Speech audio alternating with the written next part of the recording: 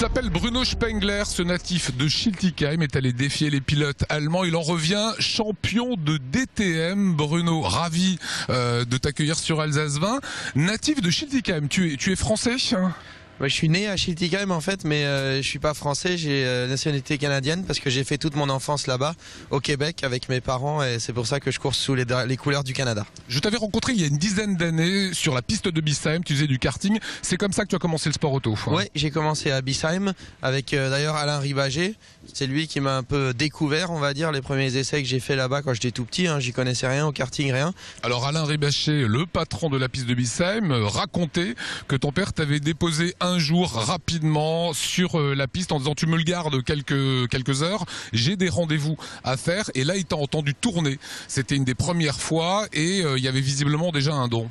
Bah c'est là qu'il m'a dit, c'est là qu'il est après, quand mon père est revenu, il nous a dit, il nous a demandé déjà si j'avais déjà fait quelque chose qui avait rapport avec de la course, avec du karting ou avec quoi que ce soit, et moi j'avais jamais rien fait. Le seul truc que j'avais fait c'était un peu de moto cross, mais même pas beaucoup, juste un petit peu, sinon jamais rien à 4 roues.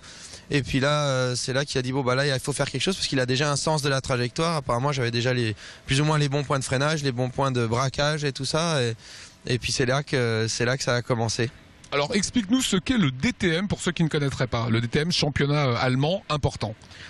C'est les 3 plus grandes marques allemandes qui s'affrontent. Il y a des spectateurs, il y a à peu près 120 000 spectateurs qui viennent sur les grandes courses comme Hockenheim, Nürburgring. Enfin, la plupart des courses, il y a plus de 100 000 spectateurs qui viennent. Les gens ont accès au paddock.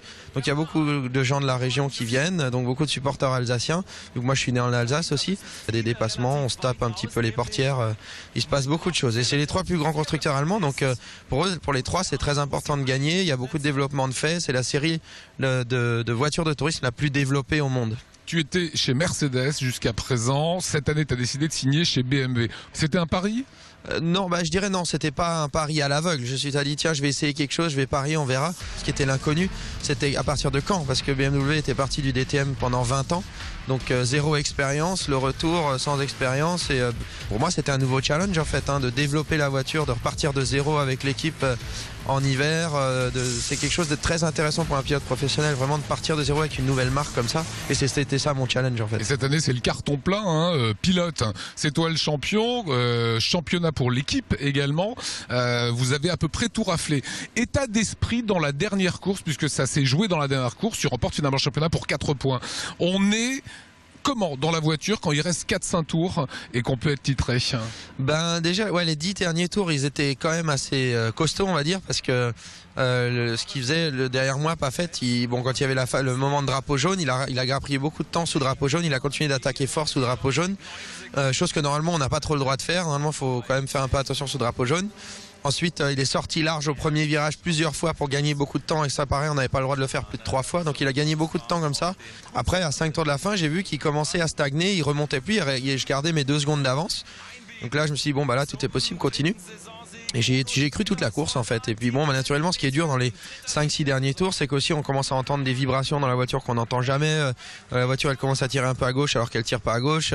Enfin, c'est des choses, tout ça, des petites choses qui se passent dans la tête où on espère que rien ne va casser, qu'il n'y a pas de crevaison qui va arriver, que tout va tenir. Et donc du coup on entend des bruits, on sent des vibrations que normalement on sent pas, mais finalement tout s'est bien passé. Et les mécanos ont fait un boulot d'enfer, moins de 3 secondes pour changer les pneus.